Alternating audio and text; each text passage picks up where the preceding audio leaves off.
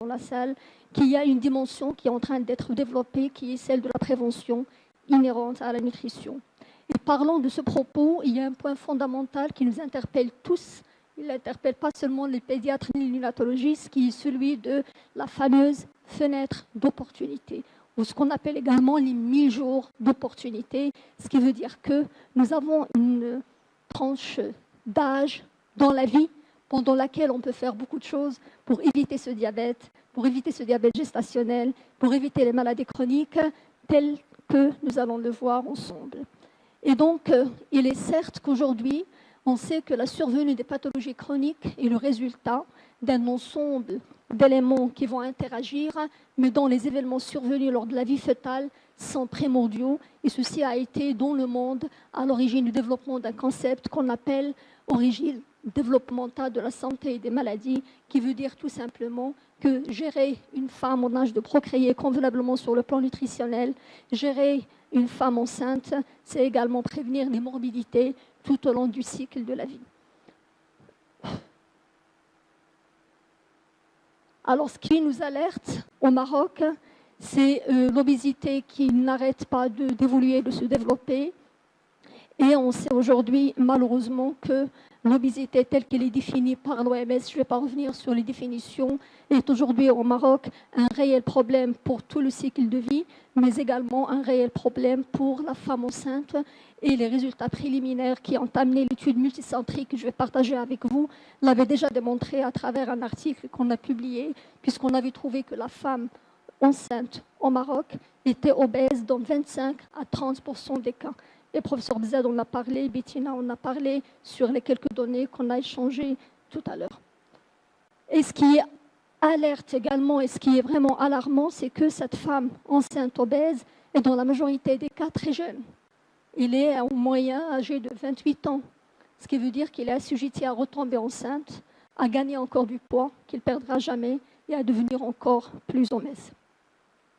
Alors ce que nous avons fait pour essayer un petit peu d'avoir un état des lieux, c'est justement cette étude multicentrique qui avait comme objectif d'avoir pour la première fois des données marocaines élargies afin qu'on puisse apporter de la lumière sur l'effet de l'indice de masse corporelle avant la grossesse, du gain de poids durant la grossesse, sur la survenue de la morbidité chez la femme enceinte, mais également chez le nouveau-né, et d'en déduire des recommandations afin qu'on puisse asseoir la prévention.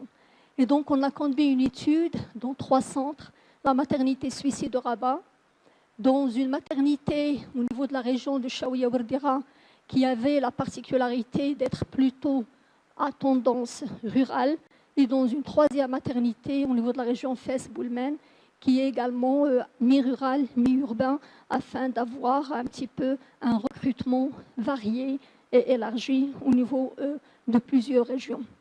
La maternité suicide étant une maternité niveau 3, qui a un recrutement également élargi, comme nous le savons tous. Alors, l'étude a été étendue sur 4 années, 2010-2014, et on a inclus des femmes qui ont une CPN, par contre, correctement faite, qui ont un poids pré-gestationnel et pour lesquelles on a pu avoir un indice de masse corporelle avant la grossesse, afin de pouvoir évaluer par la suite la prise pondérale pendant la grossesse. Et le critère majeur d'inclusion a été des CPN documentés sur des carnets de suivi de grossesse.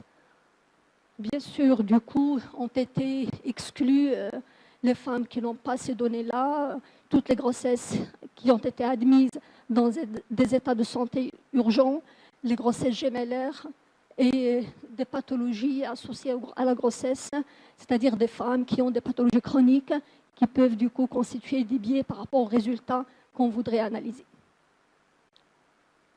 Nous avons utilisé un questionnaire très étendu pour avoir toutes les données sur l'anthropométrie de la mère, les données sociales et socio-économiques, mais également sur la grossesse et l'accouchement.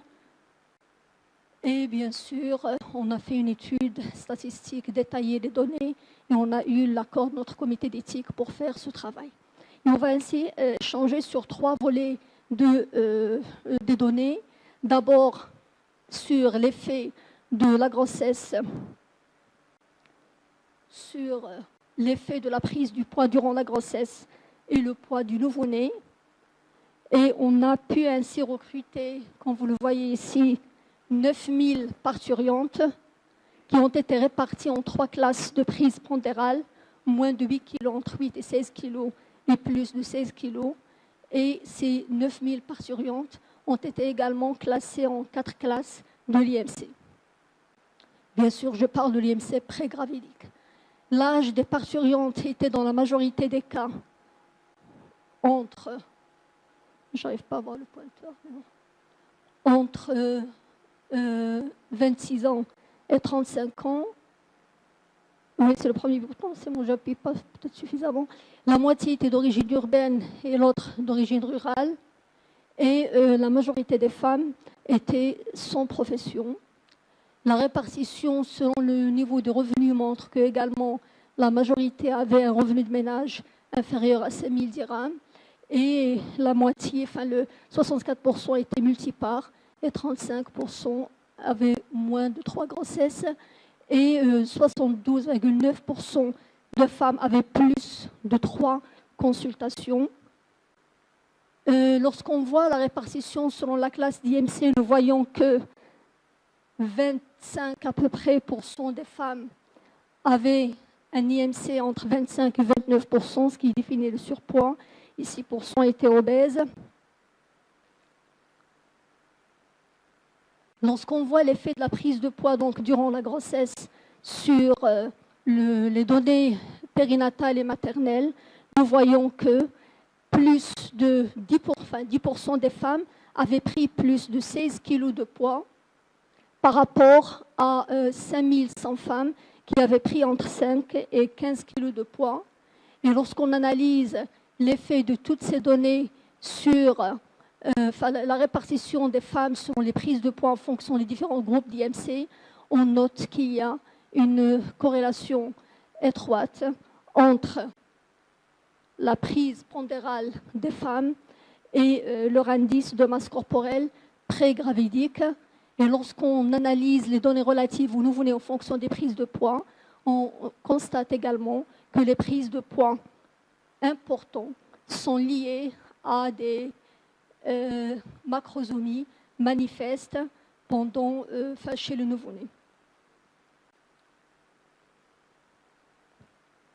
Lorsqu'on analyse également l'impact de l'IMC sur le gain pondéral et le gain pondéral maternel sur le devenir obstétrical et néonatal, nous constatons que plus l'IMC est élevé, plus le gain pondéral est élevé, plus importante est la prévalence de la macrosomie,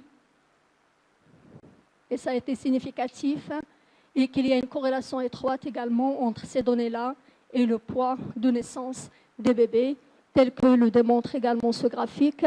Et lorsqu'on analyse la relation entre les données anthropométriques maternelles et néonatales, en utilisant l'indice de Konawati, on se rend compte également qu'il y a une corrélation étroite entre toutes les données anthropométriques maternelles, qu'il s'agisse de son poids, de sa taille ou de son IMC, sur cet indice chez le nouveau-né, cet indice étant, comme je l'ai expliqué sur la diapositive antérieure, une expression de l'état nutritionnel du nouveau-né, et c'est valable jusqu'à l'âge de 4 ans. Alors, ce que nous suggérons, d'après toutes ces données, il est clair qu'il y a un lien fondamental entre l'obésité de la femme et le surpoids maternel et le retentissement sur le poids à la naissance, notamment sur la prévalence de la macrosomie et toutes les complications qui s'en suivent. Et il est important d'inclure ces recommandations dans les programmes de santé publique qui visent la réduction de la morbidité maternelle et néonatale. Et il est également primordial d'informer les femmes obèses, et quelque part, je pense que c'était sur la conférence de tout à l'heure où le collègue parlait de l'importance de l'éducation nutritionnelle, notamment des femmes en âge de procréer. Et on avait, à travers cette étude, fait une proposition d'un petit algorithme qui permet de faire le dépistage des femmes en surcharge pondérale bien avant la grossesse, afin de pouvoir asseoir un suivi pendant la grossesse et afin de pouvoir donner toutes les recommandations nécessaires pour faire de la prévention, non seulement chez cette femme, mais également chez son bébé, afin d'éviter la récurrence de l'obésité chez cet enfant plus tard dans la vie. Et surtout, il est fondamental de respecter les prises pondérales de façon adéquate avec l'IMC de la maman, chose qui n'est jamais utilisée dans les consultations prénatales aujourd'hui. On avait fait des enquêtes, jamais les conseils ne sont donnés, peut-être que chez vous à la maternité des Orangers, mais ailleurs, jamais les conseils ne sont donnés de façon corrélée à l'IMC maternel. On dit aux femmes, vous devez prendre 12 kilos, qu'ils aient un IMC de 30 ou un IMC de 20. Et ça, ce n'est pas juste. Et ceci nous intègre du coup, et je l'ai dit au début, dans une perspective de cycle de vie. Lorsqu'on s'intéresse à l'obésité chez la femme enceinte et au surpoids, lorsqu'on prévient la macrosomie et les conséquences qui en découlent, on prévient des problèmes générationnels, puisqu'on sait bien aujourd'hui que la macrosomie est également à l'origine, peut-être, si on ne fait rien, de l'obésité infantile et de l'obésité plus tard dans la vie. Et ceci nous amène à conclure sur 2 points fondamentaux. Le pédiatre que je suis devrait avoir un intérêt sur la pathologie qui se passe à l'âge adulte, et c'est ma raison d'être aujourd'hui parmi vous. Et je suis certaine qu'en faisant de la prévention bas âge, nous pouvons réduire considérablement les morbidités et les maladies chroniques à l'âge adulte.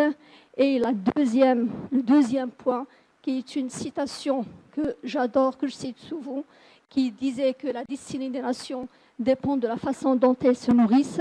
Et le collègue conférencier de tout à l'heure l'a également bien souligné.